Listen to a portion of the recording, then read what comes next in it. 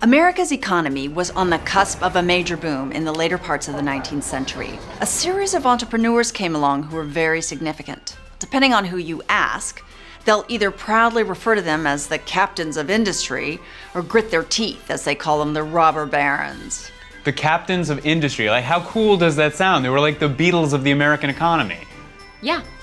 Robber barons' works, they were ruthless in their rise and practices, and they had no regard for who they affected. Rockefeller's a good person to start with. When you're a rich person, people refer to you as a Rockefeller. He had so much money that he taught rich people how to be rich. Oil was his game. He was born into a large family. They moved around a lot before settling in Ohio. When he was 16, he worked as a bookkeeper.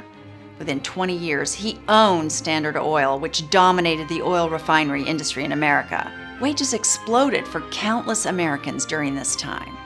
They began in Ohio and produced goods so rapidly that they lowered the cost to the consumer and took over companies from other states. Rockefeller destroyed so many companies and had such a monopoly on oil that the government intervened and had to set up antitrust laws to preserve equal opportunity and private property for all entrepreneurs. It's no wonder that that little man on the cover of that board game, looks so much like him. Now, Rockefeller was a shrewd businessman, but he was also a very generous philanthropist who gave away hundreds of millions of dollars to various causes that benefited communities. He founded the General Education Board, which donated money to higher education. He also helped lay the foundation for medical research in America. Andrew Carnegie was another one. What Rockefeller was to oil, Carnegie was to steel. As technology advanced, so did his company, U.S. Steel. They made their own railroads, pipelines, and delivery services. They were very savvy and produced goods that helped other companies expand. Carnegie got his hands dirty. He worked on a railroad and in a mill before he made his loot. He knew what it meant to come home a little sweaty.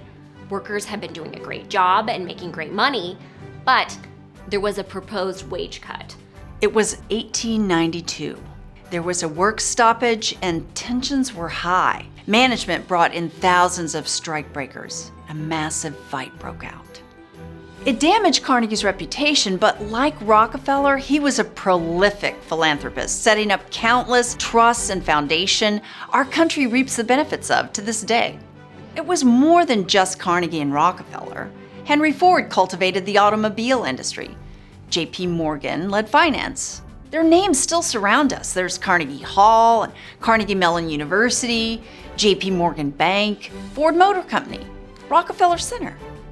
Even Jay-Z named Rockefeller Records after Rockefeller. This generation has their own entrepreneurs, specializing in technology, specializing in the tools and goods we use on a daily basis. Steve Jobs and Apple, Jeff Bezos and Amazon, Elon Musk and whatever new space organization he's forming this week. Pretty soon Amazon is going to have an entire fleet of drones dropping off packages throughout the world.